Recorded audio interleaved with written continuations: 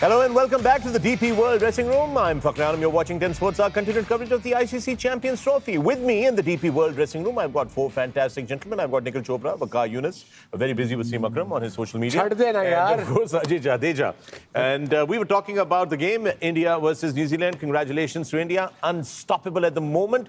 But before we went on to the break, हम बात कर रहे थे जो ball setup की थी to Gill. And Waqar, you wanted to, because Nikhil pointed out, जब match हो रहा था, you were constantly saying he's setting him up, this is what's coming next, and that's exactly what came.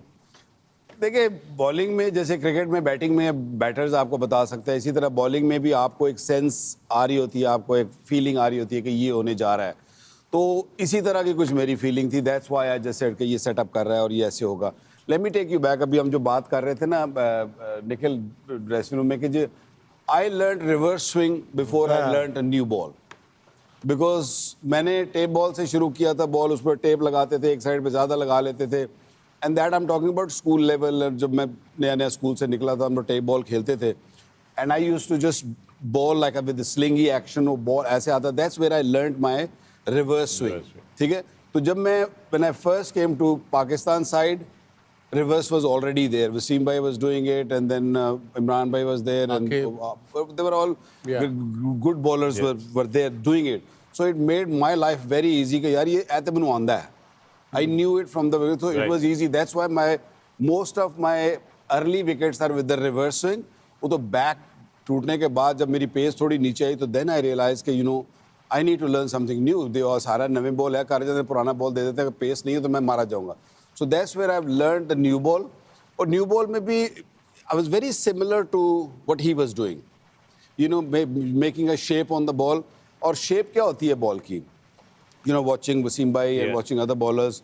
Basically क्या है कि this part of your hand, when you deliver the ball, कोशिश ये होती है कि ये आपका जो हाथ का ना, चाहे आप यहाँ से आ रहे हैं, चाहे आप ऊपर से आ रहे हैं, चाहे आप जहाँ से भी आपका बॉल आप गिराते हैं, आपका ये पोर्शन जो है ना, ये वाला हिस्सा, ये बिल्कुल जो बैट्समैन है ना उसको फेस होना चाहिए. And then your fingers do the job to make the ball go this way और दैट वे. सीम सीधी होती थी और स्लांट करता था. नहीं, थोड़ी किसी नहीं मैं पकड़ता मैं सीधा ही था, बट मैं रिस्क की वजह से मेरी थोड़ा सा स्लिंग होता था, तो मेरा बॉल ऐसे निकलता ही ऐसे था मेरे हाथ. ठीक है ना.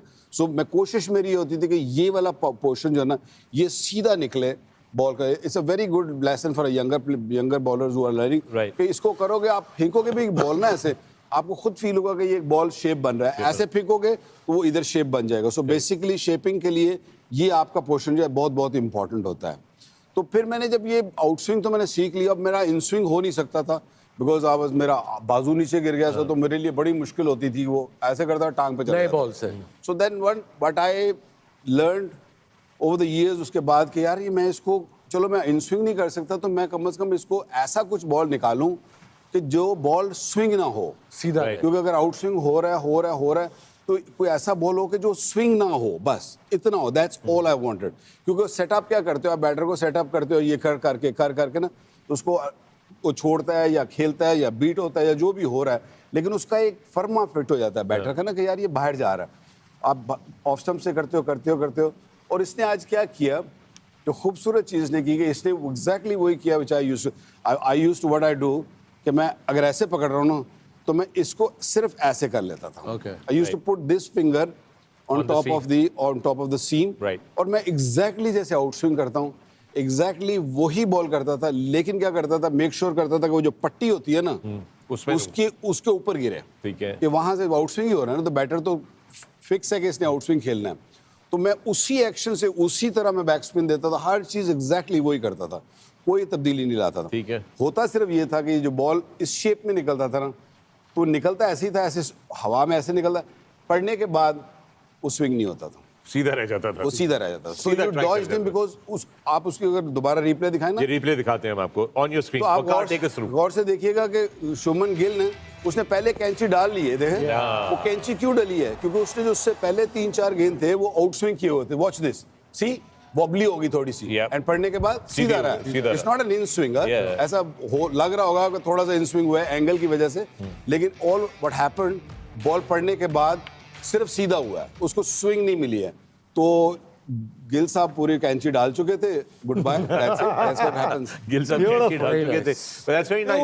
So दो बॉलें जो हम आपको दिखा नहीं सके इससे पहले, जो जब हम मैच लाइव देख रहे थे तो Waqar pointed out that Henry actually set him up. एक वो जो इसी जो लिफ्ट ड्रॉप करके वो दिखा रहा था, उसने फीड किए बॉलें, beautiful action for an outswinger. ऐसे ऐसे बनते all he did same thing, but he made sure कि जो सीम सीधी निकल रही है वो हल्की सी वॉबल हो जाए। मेरी बिल्कुल ही थोड़ी वॉबल हो जाती थी, लेकिन उसकी थोड़ी सी वॉबल हुई है, पढ़ने के बाद सीधा। Yeah, all right, outstanding. Valuable information for a lot of youngsters all around the world that are watching this right now. And next up, we have the fall of wickets brought to you by the Tamasha app.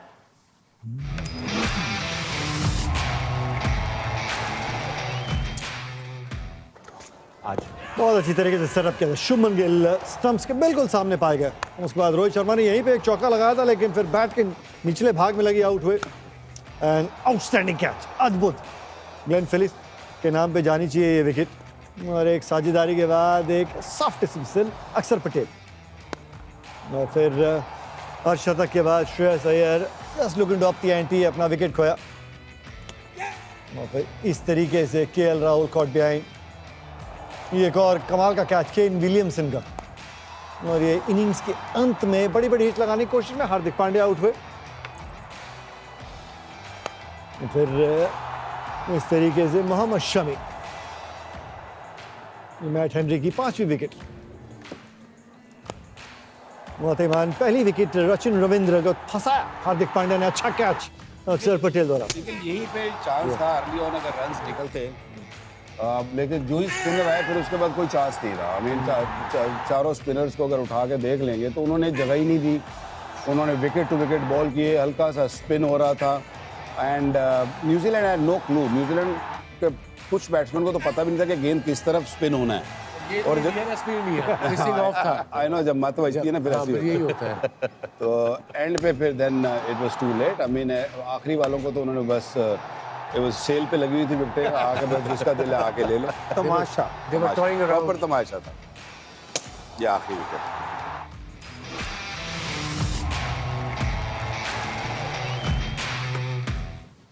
$19 wickets today. Outstanding stuff there. But congratulations to India.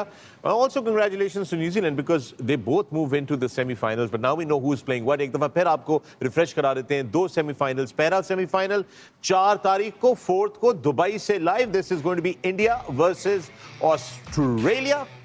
And this will be live on the 4th of March, यानी कि Tuesday.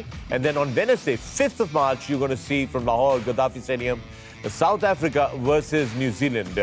Who is going to be wearing that coveted white jacket at the end of this Champions Trophy? We'll find out the champion on the 9th of March. But with that, it's time for another break here at the DP World Dressing Room. I'm Fakhri Anam. You're watching 10 Sports. We'll be back right after these messages.